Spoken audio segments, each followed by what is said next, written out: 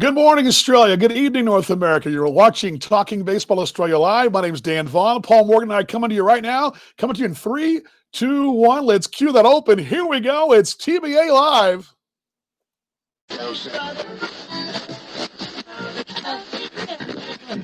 It's Talking Baseball Australia. It's baseball updates you'll really love. The MLB and ABL news you want. With Paul Morgan and Dan Vaughan. It's baseball's best mate all year round. From the batter's box to the And with that, mound. welcome to Talking Baseball Australia Live. My name is Dan Vaughan, my broadcast partner in crime, the one, the only Paul Morgan. Will bring him in right now in 3, 2, 1. The audio's up. He is joining us in the lovely West. Good morning to you, mate. Good evening to me. How you doing, buddy? I love the new top there too. Yes, our bullpen top. Very exciting times.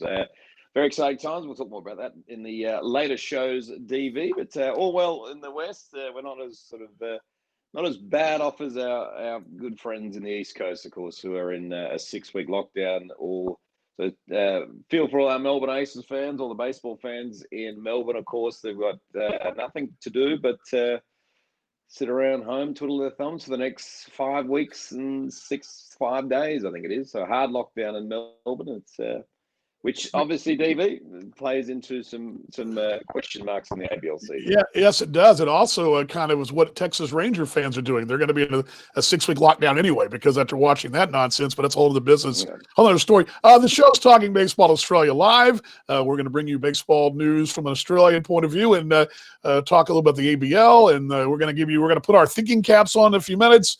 I'll give you a little bit of MLB stuff, and we take your questions, comments. Love to hear from you guys right now. You can jump on the chat and really get rolling and get talking a little baseball as we make our way, which it's a weird, I don't know if you feel the same way that I do, and I guess our question tonight is grade the MLB launch so far. With this relaunch of the MLB, I want a grade from you guys. You guys are watching this worldwide.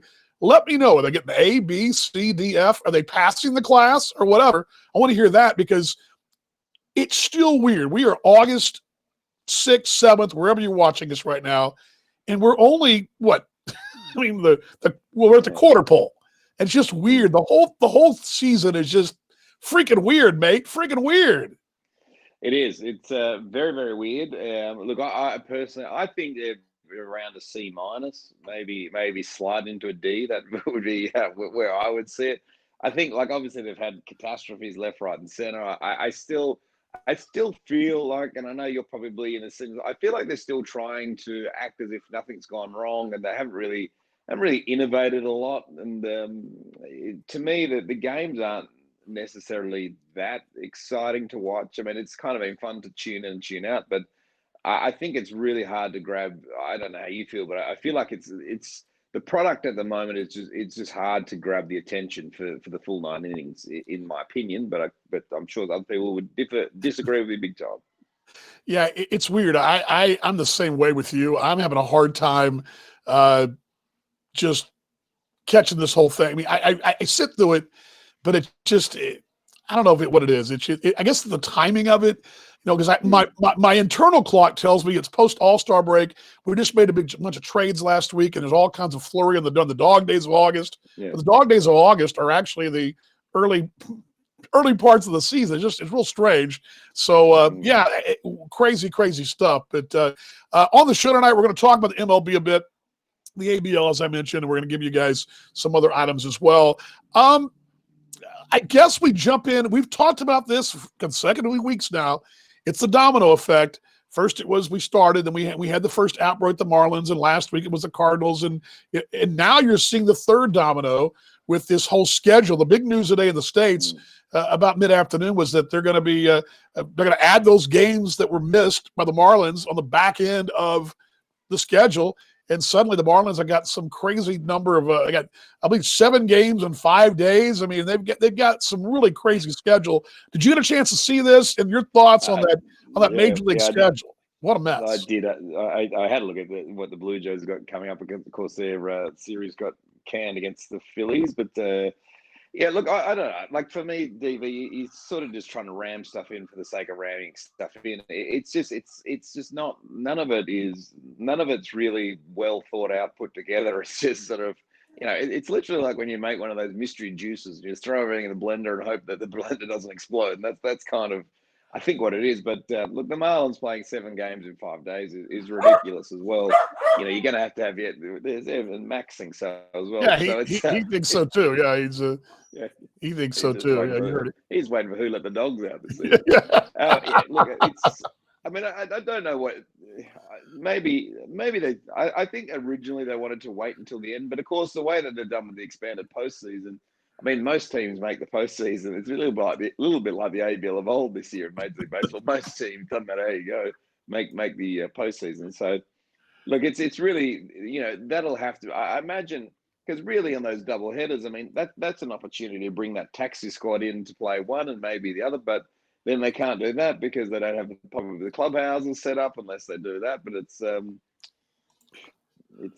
just a mess, BV. Yeah, I don't know what to say other than, I mean, I'm going to give you a couple of bullet points from this whole release. Now, did you see that? Here's the crazy thing. Here's the Miami Marlins. This is their PR media relations department. Here's their tweet this afternoon. I just saw this just a few minutes ago. It was a tweet in their email, and it says, please note the Marlins will now conclude the 2020 season with 27 games over the final 23 days, which includes no off days and 4 doubleheaders in a 10-day span. Is that telling your fans and media out there who cover you that, oh, by the way, we're not going to win a lot of these games, and if we somehow survive and make it in the postseason, it'll be a miracle? I mean, it's like, talk about raising the white flag, and they point out the obvious, but I've never seen a PR department actually come out and say, hey, this ain't good, folks. And that's what they're up against, the Marlins. That's crazy. Well, they'll be put together by duct tape getting into that postseason if they make it. I mean, look, but think logistically. I mean, that pitching staff is going to be absolutely taxed. Like, how are they going to manage all that? Let alone, that's a lot of games to play in a time that, it's like when you're already seeing. Of course, you saw Max Scherzer's gone off with that hamstring injury this week. You've got Justin Verlander, of course, has had that elbow injury. You've got all these pitchers currently who have problems with soft tissue injuries, and I agree with the great GM. I don't think the Marlins schedule is possible. Yeah, it's tough. It's a tough one. Harold telling us he's in the West, saying his baseball season here in Australia goer edited version. We're going to get to that here. We actually going to get to that the next couple of weeks. I imagine, and I'm just going to tease this right now for you, Harold, and others that are watching us on now live or whenever. Next week, we're going to hear from the man himself, Cam Vale, head of Baseball Australia in the league. If anybody knows how the plans are going to go down, he'll be the guy. And we expect to hear something in the next 2 or 3 weeks about a schedule. And we're going to talk about that toward the back end of the show. What we hope would happen. If they ask us our advice, what we give them is what we do. By the way, you're going to see Donna out there as well, watching us in Kansas City. I'm glad you guys are along here and talking baseball. Australia baseball's best mate. But yeah, Fallout City. I don't know. We say this every week, but every week it changes. Last week we were talking about who was next, and now, and we were talking about this when we were on the air. And this is the thing that I think that's concerning. Let's just say no other team has any issues from here going forward. It's still going to be a challenge, not just for the Marlins, but look at the folks, the teams are impacted here. I mean, you're looking at Detroit, St. Louis, Chicago, Milwaukee. These are all teams that have new schedules came out today. Toronto, Baltimore, Philadelphia, Boston. I mean, those are the teams all impacted there. Let's say they get one more of these things. Are they going to have another 25, 26, 28 games thrown on the back end, and all of a sudden you're going to have doubleheader? I mean, can they afford, Paul? And I don't think they can. I think the answer for me is I don't think they can. Can they afford one more meltdown? If not, they're just going to say, well, this is what we're going to play and be done with it. Well, typically, Miami's a great example. I mean, there are a couple, say the Dodgers, if they have a mess up now, maybe you can sort of patch it through. But the Miami Marlins are already, you would think, at absolute capacity at the back end of that season. Now, if they drop another 2-3 games, and not to mention, like, the weather's starting to change it's now we're into August, and some parts of the country that Miami go and play, particularly up in Boston when they'll go to Boston, and up in Buffalo when they'll play the Blue Jays up there. It's possible you're going to start getting rainouts as well up in those parts as well. So, I mean, you've got everything crossed for the Marlins, but you're right. They are probably a series, a postponed series away from having to either say, all right, well, we're going to exit stage left, and maybe Major League Baseball is just going to say, sorry, Miami, but you're out of it now, and but that's the only way you could possibly do it. Yeah, thanks for playing, so to speak. Anything else? I mean, I'm watching the games. I got right now Major League Baseball on right now. Mets. I mean, sorry, the Yankees and Phillies. I don't think it's too early yet to be saying who looks great, who doesn't. But has any club so far that you've seen really stand out to you? I mean, it's not too early, I guess, but we still just started 2 weeks ago. Anybody stand out to you that you're thinking, anybody team-wise? I think you mentioned it last week, the Twins. Anybody else in the Twins getting your attention right now? I think the Yankees are a mile out in front of anyone at the moment. I think, they've got – I was listening to something about the Yankees this morning. I think they've got seven of their 9 lineup are all multi-home run hitters. They've really the only guys who haven't sort of fired a shot. I think the bizarre one that's not really hitting is Gary Sanchez, and also was Brett Gardner. But I think of Brett Gardner's 4 hits, 3 of them being home runs or something sort of like that. But they've got out of the gate. And as I was sort of saying, like for the Yankees, probably more than any other team, the COVID situation, the delayed start in the season probably suited them more than anyone. They had Giancarlo Stanton came back fit. They had Aaron Judge come back fit. Paxton come back fit, pitching, and our oldest Chapman, of course, he's coming back from COVID-19. But they're probably you would think DV. I'm not sure what your thoughts are on teams, but for me, they're the ones that we probably were already early favourites and have done nothing to suggest they won't be. Yeah, I'm with you on that. They look the chalk, as we like to say. Although I do like what the Twins have put together. I got to tell you today, I had a chance to watch the last couple of days the Athletics and the Rangers. Now, granted, I watched the Rangers, which is like you got to wear masks to watch them because they're so bad. But you might catch whatever they got. But I kind of enjoyed watching the Athletics, and I can't tell you why, as I'm not a huge fan of theirs, and it didn't look like anything different than normal there. Stadium-wise, but I like what they got. Their club impressed me. It just seemed like they have a lot of unknown pop that I hadn't seen. I mean, I looked up, they raced a 4-0 deficit, like that. That's just a knee jerk. I mean, of course, I love the Dodgers, and the Dodgers should be fine in the long haul. I'm interested to see what moves are made, if there are any moves made. I think that's going to be interesting then to see what clubs do, who will knee jerk, who will be the knee jerk reaction to this whole deal and say, we got to make a move now. Because remember, the trade deadline will come up later in the month, and it's going to be, are you going to go all in for a short sprint, or are you going to just hold your cards till next year? I think that's going to be the key to watch too. But overall, that's my thinking as we shift into this show is not really about Major League Baseball per se, although we do cover Major League Baseball. We try to give you the Australian point of view here on Talking Baseball Australia. And 2 guys who've had pretty good weeks, well, actually 3, but 2 guys that have had busy weeks. And we're going to get to Liam in a moment. But I want to talk a little bit about, Lewis Thorpe made his debut. Well, not debut. He made his starting debut, and moved from the bullpen to the rotation over the course of the last week. He's been the bullpen. Didn't go bad. Didn't go good. He clear the deck. A cannonball for Cole Tucker. Derek Shelton returning to Minnesota, very popular bench coach here. Got a no decision, the 5-4 win of the Pirates on Monday for Minnesota. Cole Tucker going to lead things off. First pitch is lined to deep left field and clear the deck. Did you hear me? Cannonball for Cole Tucker. Cole Tucker gives the. Did I lose you there, bud? Did you hear me? Sorry, man. I lost. I could hear the game. I couldn't hear you. But okay, you couldn't. Okay, well, I didn't hear the game, so all good. So your thoughts on Lewis Thorpe on that? I don't know what happened there. My bad. Thoughts on him on his outing over the course of Monday? Yeah, I think he was.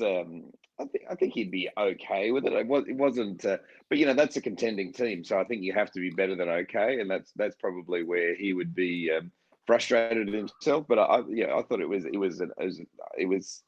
I think any time we see an Australian pitch, we automatically probably think it's a gazillion times better than it is. I think he's got a little bit of work to do, but I think he didn't look out of place. That was No, that's the one thing that.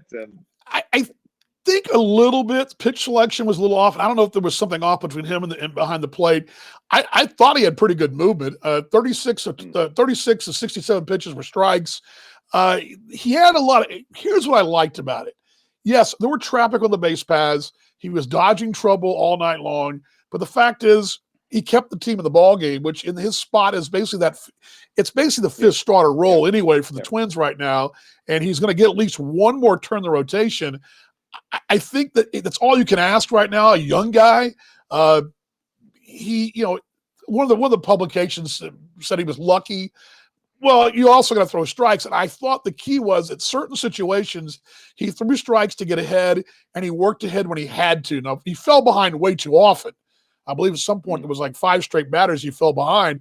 But when he had trouble, he was able to work ahead. He seemed to be more aggressive. And that's also part of evolution of a pitcher. As a young man, getting more confidence in your stuff, because we know he's got great stuff. And I think maybe the nerves could have gotten to you. I don't know how much of a different, and this would be interesting to ask him down the road, how much of that environment now is different than last year. His debut last year in front of a big crowd, this year in front of nothing but paper cutouts. How different is that for a young player who's not been the spotlight? I wonder how much that plays into it. But he 3.12 ERA for the season, going to make it. He's going to get one more start, and that's kind of my take on him there. Yeah, I think you've absolutely hit the nail on the head, DV, and I think that's I think the big plus is he didn't look like a couple of small adjustments and he'll be fine. I think he didn't look lost, and that's the big part. You often see this season I think you've seen a bunch of guys that immediately get up there and look lost, but he didn't do that. But boy, I like what the next guy on the screen though, DV.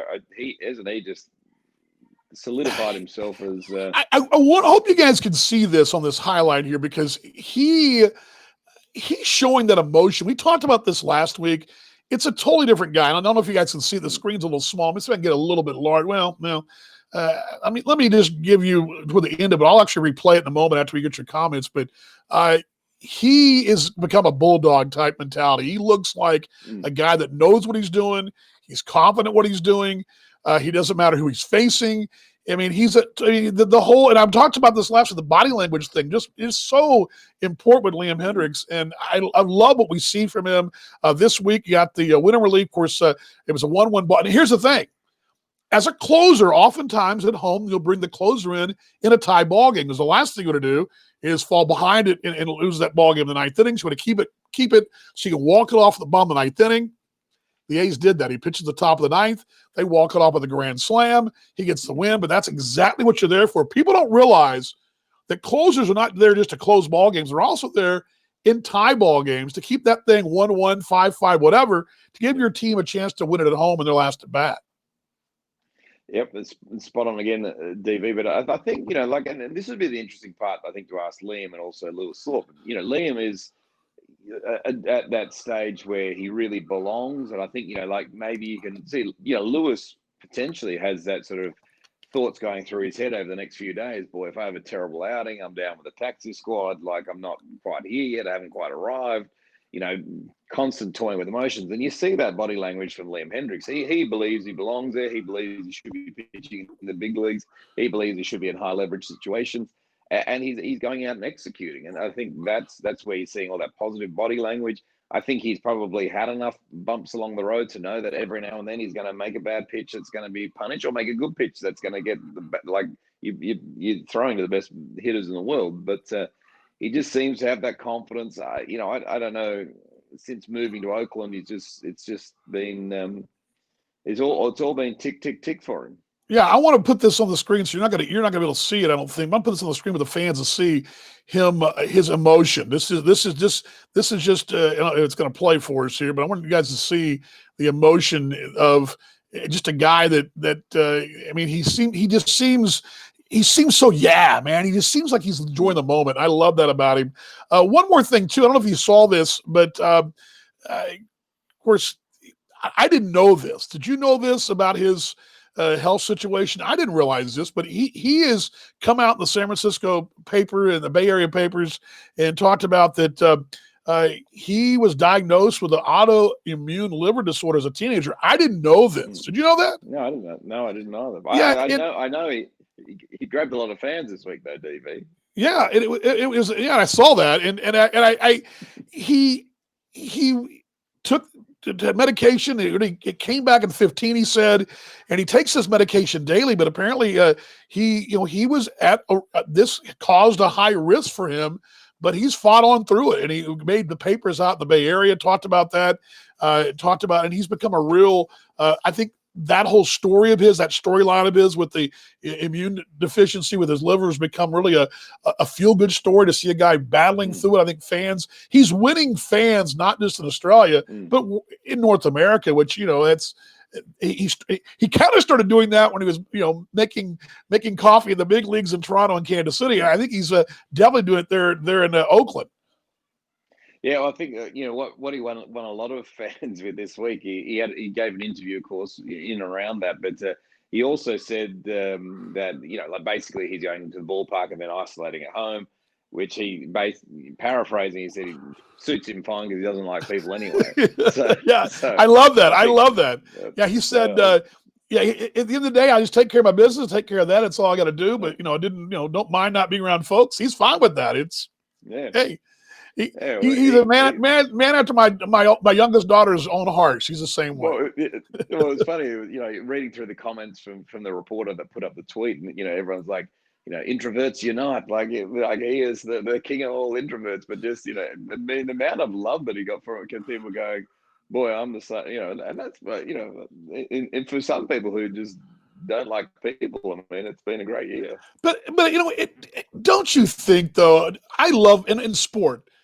I love characters. We love our characters, right? We love those characters that make our games, and I think that's good for especially baseball. Baseball has taken such a beating, some of the nonsense they've done, but we need our characters. And if a guy comes from Australia, comes to North America, and he's got a bit of a hey, you know what? I don't mind being at home by myself kind of thing. And people get a kick out of that, and it creates some tweets and some fun banner back and forth among fans of the team.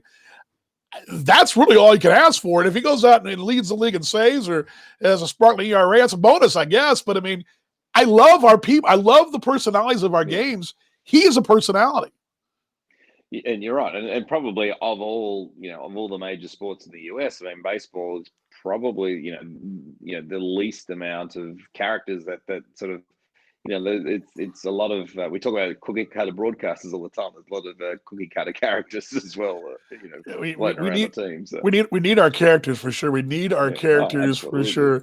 Part of our program. Well, before we go to our next segment, I want to go ahead and give you your. I saw this, and this came out of New Zealand. Most of the New Zealand papers, or the New Zealand media, carried this first. I don't know how much stock I put into it, but. And then a lot of it set off a chain. We were on the chain on Twitter, like a 16. It's very rare that an ABL chain goes like that on Twitter in the summer in the States. Yeah. But we had a 16 tweet chain going on about this possible development that Manny being Manny may, speaking of characters, he may find himself in Tuatara colors and they're on the island. Well, I mean, talk about a team to just all of a sudden you I think they just said they're having conversations with him, but they've got not only Manny Ramirez, but they also think that the big king Felix Hernandez could be on the hill for the Tuatara as well. So, but you look, Manny Ramirez, if he comes, I think it's one of those things that he would be easily the highest profile player to ever play in the ABL by a country mile. I mean, you're talking about a person that is still so incredibly loved in Boston for his heroics in the 2004 World Series and the MVP, of course, of that. But I'm with you. I think maybe it sounded a bit more like hey, I bumped into Manny in a pub and we talked about the Tuatara, and he thought he'd always wanted to come to New Zealand. So that it sounded a bit more like that than it did anything else. But Hey, but when your game gets a headline, I'm going to put this on the screen for you guys. When your game gets a headline like this in New Zealand media, I mean, this is cool. It says two-time World Series champion Manny Ramirez to play for Tuatara. And if ABL season goes ahead, I'm going to unwrap that in two pieces here quickly. But that the fact that you're getting publicity at this time of year is good. Anytime you get the two-time world champion in a headline with your ABL, that's a good thing. The league has got to love, and if you're in the marketing department, gurus sitting there going, well, that's pretty good news for us, for Auckland to have that kind of thing going out to the, because that's a national media story. And granted, sports a little slow now, but that's a great thing to see that headline. Manny being Manny, possibly there. There was some debate today, and I want to cover that quickly on the Twitter fodder, that some folks were, some of the guys in Victoria thought that he'd wind up in Brisbane, and that they were kind of fighting about who might wind up. But it appears, just by reading the story, he reached out to them. That's his call. Yeah. Could you imagine him though if he was playing for Brisbane, Manny Ramirez, if he was batting in that stadium? It's just that would be just he would. How many home runs would Manny Ramirez hit there in Brisbane? How many do you think would he? Okay. Could he hit one a game? If let's say they played 20 normal home games, could he hit 20 for sure there, at least 20? Oh, easily. And would you think multiple games he would have multiple homers? Well, yeah, I mean, you're talking about probably, most younger players pop flies the center, probably are home runs for Manny Ramirez in Brisbane. So would it be safe to say, would you think it'd be safe to, as I'm thinking, over under of 30 home runs for the season? Because I figure a couple of the bigger ballparks, he might scuffle a bit, but 30, 35 home runs? Could he hit 30, 40 in a 40-game season? I think he could hit 40 as well. I mean, you probably, I would think you'd almost take to the bank he's going to hit 20 to 25 in Brisbane. If this was the case, and then look, he might struggle in some of the bigger parts and some of the parks that the wind blows in a bit. But boy, I mean that would be something. But well, look, it'd be cool. Go ahead. I was just going to say it would be cool. I think one of the things that as well. I mean, the Boston Globe picked up this story as well, and Boston.com picked up this story, and it's such a look. If the season goes ahead, which is one of the big parts of the headline we'll unpack in a second, but that would be just an incredible coup for the Tuatara, and look, and the Tuatara's time, like their time zones, or should I say, is pretty friendly to the East Coast of America and also the West Coast of America. So it could be something cool for baseball in New Zealand and also in the ABL. Yeah, and I'll close with this too. There was a time, and we talked about this a couple of times recently, where players like this would have. When Delman Young came over, that was a big deal.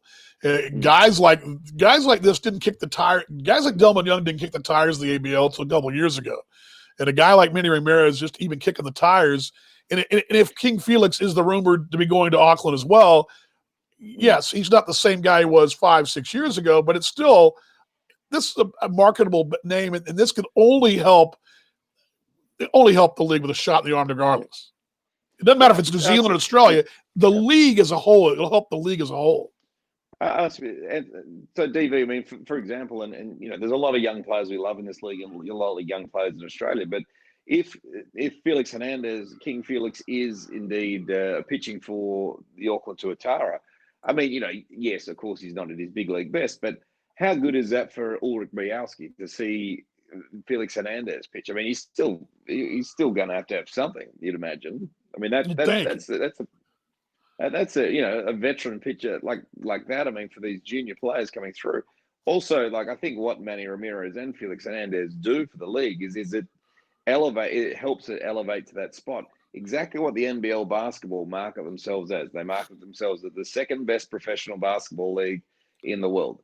The ABL has just got to market itself as the best winter league destination in the world. And that's just and that's where we're segueing in, because we're not actually going overall league-wise, but we're going to talk about the league in a second. Some thoughts we had. I'll say this, and I say it every time. How many times I've said this? Players talk, they talk, and then you are player, whoever it may be. Give me. I'll use Jake Fraley for example. Jake Fraley is sitting in the clubhouse in Seattle, and somebody says, I need to play winter ball somewhere, and Jake's going to say, well, you know what? I played in Australia a couple of years ago, and I loved it. It was a great opportunity. They treated me well, my family. It was awesome. And you talk that kind of conversation goes on all the time. And I'm with you. I firmly believe the league, the best promotion of the league is the players themselves. And these guys talk and they tell each other, hey, skip Venezuela. Australia's the place to go. And I'm with you. I believe the Australian Baseball League can be the best winter baseball league in the world. I'm with you. I agree. And I think you just that has to be the vision, and that has to be the constant that they communicate. As I say, NBL basketball over the past 5 years made it very, very clear that they wanted to be the second best basketball league. They know they'll never hold a candle to the NBA, and they don't need to hold a candle to the NBA. But exactly. And in that time, they managed to get. Last year they had Lonzo Ball come down, or LaMelo Ball, should I say, come down and play. Who'd probably be the number one draft pick for the New York Knicks in theory. That RJ Hampton play for the New Zealand Breakers as well, who's going to be top 10 probably NBA draft pick. Now, if all of a sudden, and that's the big part for the basketball, because they sort of thought, hey, if we can get guys who are going to be locked in top 10 draft picks come to Australia to get professional experience, so they don't go the college route because maybe they don't need to go the college route, they don't want to, or you get guys coming off who've had cups of coffee in the NBA and playing, and then use the NBL as a way back to the NBA, and it's just like that narrative has worked well, and I think for ABL that needs to be the narrative. Well, let's shift to the next thing. It's you and I are going to we've been hired. Not really, but we've been hired as to consult, and the league is we don't know what's going to happen going forward this year. We're talking about this year. This is not a league down the road. This is for this 2020-21 season. We've been given the keys of the kingdom. We're going to consult. We're going to give suggestions to what we think would be the ideal. Oh, there he is, folks. There he is. My special guest. Hey, mate, how we doing? Good morning to you, sir. There he is. I'll come out in a second and fix it. Lethe, how you going, buddy? Good to see you. Our live broadcast. Live broadcast. But you want to start first? I'm going to put this on the screen and see if it'll actually. It won't. Hope it doesn't mute you. But I'm going to go ahead and roll it. But the B-roll here. But if it mutes you, then I'll turn it off. But what do you think? It's COVID central. Everything's going crazy. What does Paul Morgan do to get this season off and make it fly? I think the biggest thing that you need to do is, because I would think if this season happens at all, which I'm still I would lean into the less likely than more likely. A broadcast product is the first and biggest thing that I think needs to happen. In my opinion, I just think you need to get something that, you've got the product playing at the moment. I mean, you've got to get the people who are prepared to pay $20 to $50 a year or whatever for a season, that if you do end up going into a hub, then owners aren't going to lose their shorts. And you've got a product like this that people can play. Yeah, I would definitely agree with you. I'm going to go off on a little bit of a ledge here, because I don't know. It looks like travel is going to be a bit of an issue. It looks like you're going to have to probably, if this thing's going to fly, you have to probably play in some kind of regional, whether it be a hub or playing all in one state, whether it be in the West or the East or whatever. That sounds like that's going to happen, I would think. But what I would like to see this thing do is possibly pare the schedule down, starting, say, in January, and playing 2 series a week, and trying to get this thing done in 4 or 5 weeks, as opposed to going and stretching it out over the long haul. I mean, that's kind of my thing. And then the second thing I'd add to that, I think this year a modified playoff, more like the KBO. The KBO has their top 17s make it. Maybe the top 5 teams make it, 6 teams make it, Snowballs, and 2 you strikes. and Another you, independent you player something here like from, maybe something the like stateside that came over the late, the Nate team Sampson. who wins the league regular season Shortstop in title Sioux has a City. double whammy. They could lose 2 games, kind of Fouls like it the away. footy He plays does. for You know, you can former lose two games before you're 90s actually Heat pitcher Steve eliminated Montgomery, from the who's postseason round the robin. Make it skipper a there in fun Sioux City. postseason Excuse my kind of IMDb. baseball, World Let me Baseball fire this Classic question at you. postseason These tournament, guys that something play indie different, ball, something what are outside they the box doing we've not seen prior to before in the heading out there ABL, to Australia? Where because would these guys be we staying in talked shape about this year, all and bets are game off. fit? Ground ball left Yeah, side. I love that Sam idea spins as well. and throws, And and I think one of Dottie, the other you know, ones most of the I'm time, just enjoying your they're just commentary working that's out, coming and they're just through. kind of Are letting you it hearing it? loose. I don't know. Is it going? Yeah. Is it going over? I didn't hear if it's going over. I don't think it's bleeding over. But was it bleeding over? I don't think it was. Let's see if it's bleeding over. Let's see. I was glad. World Baseball Classic postseason tournament. Oh yeah, you can hear it in the background. I had it down, turned it out a little bit, but yeah, all good. Sorry about that, but I had it turned down a little bit. But yeah, the natural sound of it though, but courtesy of the ABL, there we appreciate it, though. But yeah, I love that. My second thought of what they could do, and I think going with you with the fact that the travel is going to be an issue. I actually don't mind the idea, and look, this doesn't benefit clubs at all, but I don't benefit ABL teams at all. I like the idea of almost like a UEFA Cup championship, so everyone goes back to their state league clubs, right. and then the battle of WA. So if that's the Melville Braves, whoever it is, then they all come together as a national tournament that. They may represent WA for a national tournament. I don't mind that idea. I think that the broadcast deal is probably not going to happen. So, you've got to then go, how do we keep baseball alive? That's another option, I think. Yeah, those all good. I just think that, and we've talked about this, and this is where, and we're going to end teasing next week's show. But one thing the American Association of the States has done, and one thing Major League Baseball didn't do, Major League Baseball threw a bunch of plans out, leaked a bunch of plans out, and got some thumbs up, got some thumbs down. What they didn't do was have plan A, B, C, D, which is what the hockey's done in the States and what the NBA's done with their bubble system. And they've got a plan A, B. They've got some contingency plans. NFL is working through that now. We're seeing the colleges work through that, the fall sports. Some of them are already canceled, but some are going to play. I think what the advantage, and I've said this last week, that there's a smaller league, and I think that's manageable if you can get the travel thing worked out. And you're going to have a plan in place. And I believe they'll have, and I have no doubt that the league will have a plan A, B, and C. I mean, they'll be, because you're going to have to, because we don't know. Look back to June. I'll go back to the 1st of June, how things look then and how things look now.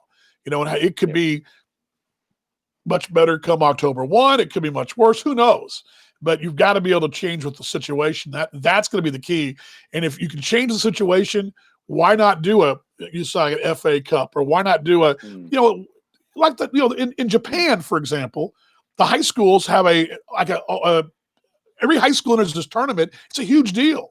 And it's basically one and done. If you just keep moving along, it's kind of like the old the Hoosiers movie, the very similar deal like the old Hoosiers movie. Everybody was in the one big pool, and the last team standing won it all. Something outside the box like that, or something where you play 2 series a week. But it's the one trick that's going to be, and I'm interested to ask this when Cam Vale joins us next week. The one question mark that I think is going to be in everybody's mind, if this pool thing happens, if it happens, how is it financially viable? That's going to be the real key. That's going to be the real key. Yeah. How can you do it without losing your shorts? And I think as it stands right now, I don't think you can. And that's where, in the end, I think without, and look, and I don't want to harp on this too much, but a lot of the, Major League Baseball was involved in the ABL for a long time. People who were involved in the ABL during that time, I think, are guilty to, enjoying the money that came from Major League Baseball and perhaps not building a sustainable league for a time like this. And now that you sort of, with the new regime, Cam hasn't been around that long to be able to change, what historically happened. It's really like you're in a model. You're in a model that if you don't have fans, you don't make money. Like, I mean, there's not many teams making enormous amounts of money on merchandise. Some are. The Heat did a great job this year, and there are, Yes. there are better things. But without fans in the stand, with no every sports team on the planet that's a legitimate sports team like look at the Rangers are making money at the moment from their broadcast deal. They're not making Yes. money from anything else, and they'll probably be they've made enough money over the years to make to kind of to be able to sustain this season. But there just has not been things put in place over a long period of time that really kind of come out and become glaringly obvious in times like these. And how you go about it now without losing your shorts, I don't think there's a way that you can. And then it's like if you own a team, if you own a franchise, I mean, like, why at the same time, like, you've got to understand that you're asking probably owners to flush a couple $100,000 down the toilet too, which is, and look, there are a lot of people that own teams that are very wealthy, but it's at the same time, I mean, who would do that? Right. It's a tough thing. And let's call it what is it. What the Australian Baseball League is, it's a minor league model in general because you only play so many games.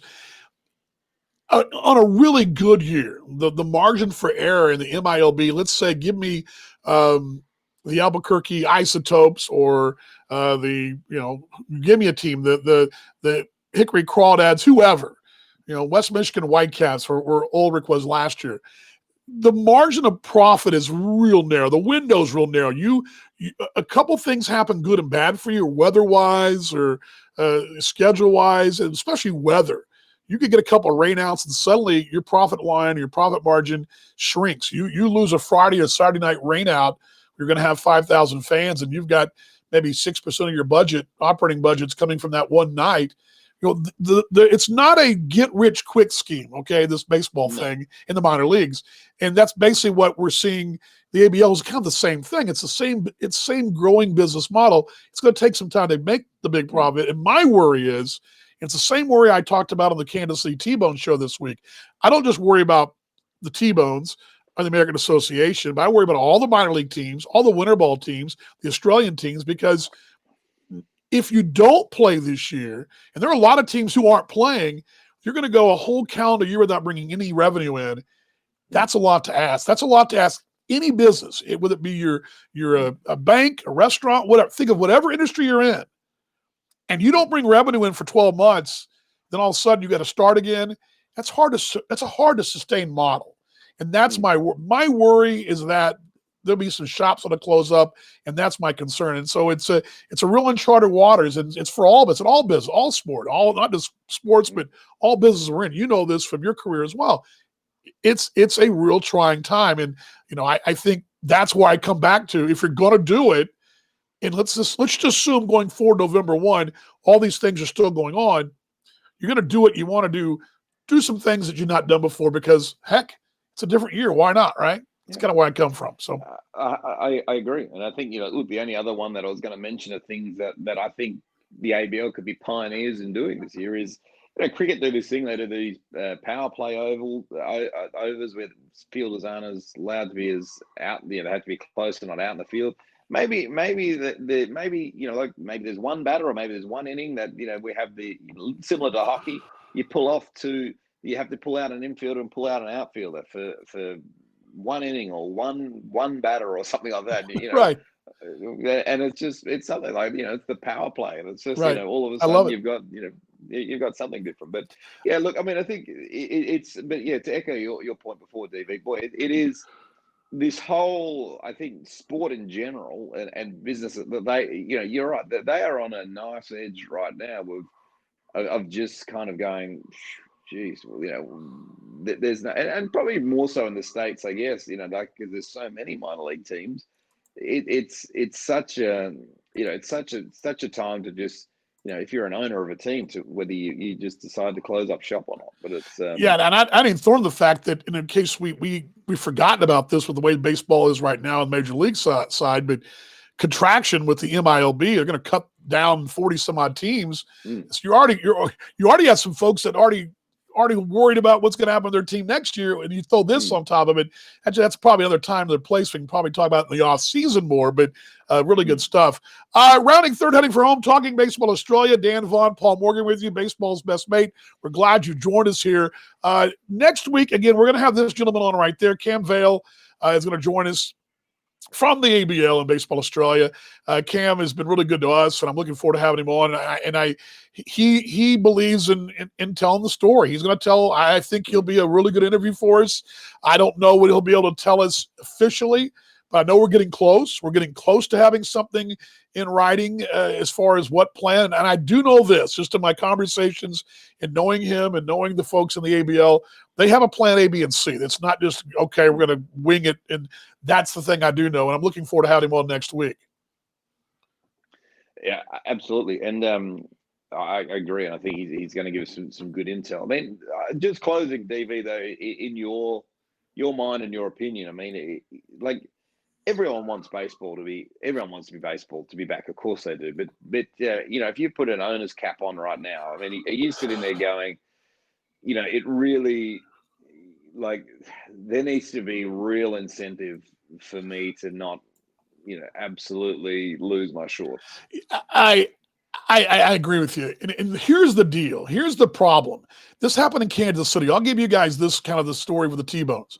The Kansas City T-Bones had brand new owners. We wanted to play. We spent all this off-season time, put new seats in, had upgrades to the stadium, new field put down, all a new logo, new colors. It was excitement. We were ready to go. And we've been successful in the field. We were going to try to really rock the place. Everybody was fired up. But out of our control is this whole COVID thing. We can't control what the state wants to do in Kansas, the state of Missouri wants to do, what the United States government wants to do. We can't control the pandemic. We can't control any of these all these factors are out of our hands. And as an owner, you're left with, I can't do anything. I mean, there's no more I can't sell any more tickets. I can't play. Yeah. I can't sell any more hot dogs. We can't play. I can't play any games. I can't sign. Again, you're being held hostage by this whole pandemic. And there's nothing you can do about it. There's zero. There's nothing the T-Bones could have done this year. I mean, we wanted to play. I mean, who doesn't? You just bought a new toy. You want to show it off. You want to make some money, pay back the debt, or pay back the loan you took out, right? I mean, it's a business thing. But nothing the T-Bones did caused us not to play. It was all out of our hands. And that's what scares me. Is I'm a business owner, I can't do anything. If I own team whatever in the Australian Baseball League, I cannot tell you what I can do better to make it besides my protocols and the things like that. But I can't control those things that are affecting my business. I have no control over this one. It's not like a normal season where I can cover the field during a rain delay or sell, have a better show in the field or sign better players or better, whatever it may be. I got no control. And my worry is, okay, I'm going to say I'm going to play. I'm going to play this season. But I can't control what the pandemic's going to do. That's the scary thing to me. And that's where, as a businessman, as an operator, I got no control. And that's what scares me. That probably is the one thing that would worry me most about going forward, because ain't nothing I can do about it. Zero. And just finally, my question to you, David, if you were if the ABL sit there now and they've crunched all the numbers and, I don't know, they've come up with 3 options and maybe it becomes to the point that it's not viable. Would you rather see the league come out and say, at the end of August, we've done every bit of, we've done everything we possibly can. It's not viable. We have decided as a league to, put all our support to state league clubs, and the league is not going ahead as a national competition. Would you rather see that earlier? Or would you rather see maybe kind of pie in the sky stuff? No different to Manny Ramirez. Would you rather see maybes, or would you rather see the earlier? It's not happening, and this is why. Having been through that with Kansas City this year, we went through that. We knew we thought we'd start May 17th. Then we kind of knew we were going to be pushed back. We didn't know when. We knew it might be between June 1st and July 1st. We weren't sure. We went even to the last 2 weeks really not sure what was going to happen. And really the league, when they announced the week they announced on a Friday, Monday of that week, there was still some possibilities that some teams might play and might not play. I look back on that experience. in hindsight, it worked out okay because we couldn't do anything anyway. You can't travel, you can't do what you want to do. But it was frustrating because I really went to that final week thinking we were going to any day pack the car up, go to Kansas City, and it really was frustrating to come down that last minute and go. I mean, it'd been great to know 3-4 weeks before that, hey, we're not going to play. You can plan your life a little better, even though there's nothing to plan. So from a personal standpoint, I've been through that. I understand why they didn't do it. I get it because they were trying their hardest, their darndest, to push this thing down the road as far as they could and hoping things got better so everybody could play. I get it. And it was frustrating as a front office worker, as a play-by-play guy, whatever, but I see why they did it. Personally, I'd like to have known 6 weeks before. It would have been great. Having been through it, but I just don't think there's any way the ABL or the American Association or Major League Baseball can pull the plug early without trying to do all they can do to put a product on the field. They owe it. I mean, that's just the way that fans expect it. They're going to expect all that effort, and I guarantee you they're going to make every effort to try to play, if possible. But people will understand, though. They can't. I hope. Well, that's it. I mean, I think in 90% of people in Australia's heart of hearts, I think on August the 7th, when we're talking in March the 10th, if you said, hey, on August 7th, Melbourne's going to be in a hard lockdown for the next 5.5 weeks. No one can leave their house. They got curfews, all this sort of nonsense. Every state border's closed. Yeah. I don't think anyone would have believed it. I think everyone would have thought, well, this thing can maybe blow over by May. Yeah. Maybe by June maybe by July we'll be 100%. I mean, we are backward. We're going backward. Sure. We're going forward. So. Yeah, and it goes along the same lines. And I'll go a little longer on this conversation, but I thought by late July, my wife and I would have a chance to go do some, see something or go somewhere we haven't been before, get out and about and do some things. We were looking at maybe going to Alaska or going to Mexico because I really thought June 1, okay, well, they're going to cancel the season, but by late July, we'll be okay. We'll be able to do some things, but it's not been that way. It's gotten worse. Yeah. And before it got better. And that's the thing, man. That's the whole scary part about it. But any more final thoughts on the week that was? No, I think. Look, I think it's. I'm with you. I think MLB probably need a flawless week this week. I mean, in your mind, DV, if the two teams get sent off this week again, do you think it's all she wrote? Or I think they have a choice to make there. If they get to that point again, Major League Baseball may say, okay, we're not going to add any more games. You were going to go percentage wise, and that's all they're going to do. I mean, with enough teams making the playoffs, it should be okay. But I just don't see them having to add games constantly. It's a big week. This is a huge stretch for Major League Baseball. And really, let's look at it this standpoint. This next couple of weeks, let's say the next 10 days of Major League Baseball, the next 4 weeks, 5 weeks, let's say 6 weeks in Australia is going to go a long way to telling us exactly what's going to happen come November in our game over there. And the next 10 days are probably going to tell us what's going to happen going forward. Major League Baseball is going to try to finish, but they just cannot have another meltdown that they've had this last week or so. They just can't have it. So, and my other final thought was I'd give Major League Baseball, I'm with you, a C-. That's what I'm going to say, C-, because yes, they got the games on, but you're barely passing the class when you have whole teams that can't play. That's not good for business. I don't know, we probably stretch out longer than we would, but it's one. I think the most disappointing thing about and the reason I've given it the C-, I'd be really interested to get your thoughts on it. I just feel like from the broadcast standpoint, because no one can go into the stands, obviously, but I just feel like nobody really has bothered to try to do anything different, and that to me is where the C- has happened. Like I think people get the cardboard cutouts, they get all that sort of jazz. But I just feel like, teams, broadcasters and whatnot, not doing anything differently have really, I think, is the reason why the C- heading in towards D for me. And that's. And I'll give you a great example. I'll give you a great example. The NBA, I kind of think they should have packed them up and not finished the season. That's just my opinion because, it's so late now. They're going to turn around and try to play again. Yeah. But this is a little thing. But those games, even though those are fake generated characters of people in the stands, it's a little thing, but it looks cool. Now, granted, not every team's doing the cutouts in baseball, but little things like that. The cutouts, I think, went a long way. At least in Texas, I think they did well. But I love the little things like that. And that's just a little tweak. They got the broadcasters in that little box they're in or whatever in NBA. They're all kind of in like one of those old. It's like when they had the Hannibal Lecter. Yeah, you're like exactly. You're locked away there. But at least they're trying to do something locally and something on there. Let's see what we got. Oops, sorry about that. I mean, cover you up there as we close this thing out here.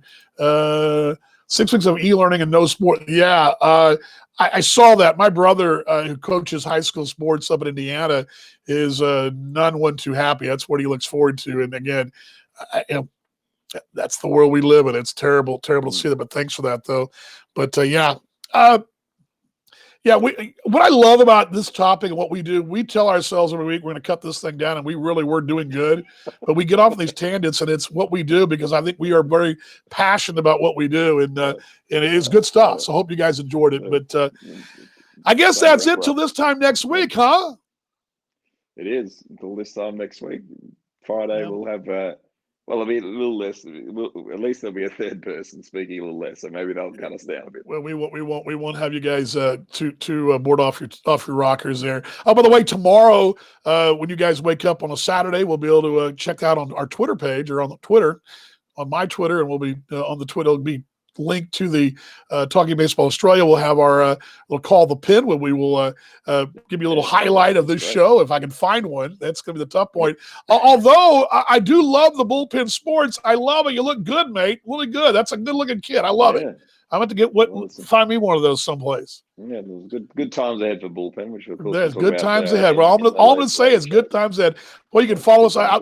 Is the little man there? Is he still there? Is he gone? No, I don't know where he's gone. He's gone. He's it's just him and I. I'm Mr. Mum today. Mr. Mum. Well, I'll let you go, mate, and I will see you next week, my friend. Will do. Thanks, all everybody. Right, Thanks, David. There he is, Paul Morgan, right there as we close this thing out here. Don't forget you can follow Paul and I and the show right there on Twitter, Talking Baseball Australia, TB Australia, and Paul Morgs. Dan Vaughan Jr. We're also, of course, you're watching us on Facebook Live and on my personal YouTube page. But we're actually, I think we're on my YouTube page.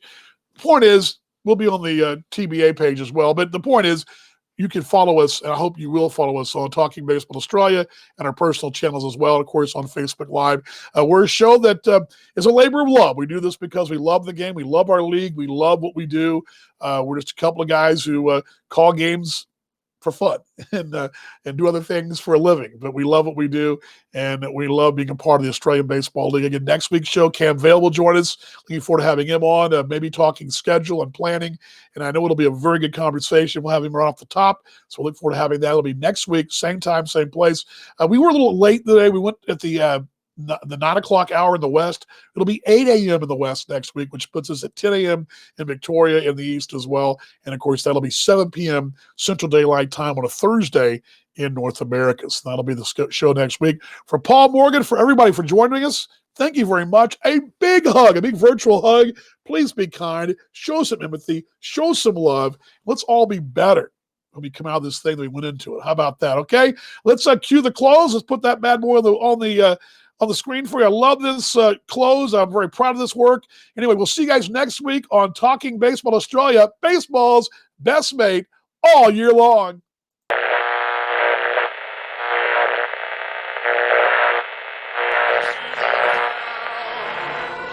Buy me some peanuts and cracker jacks. I don't care if I ever get back for its root. Root for the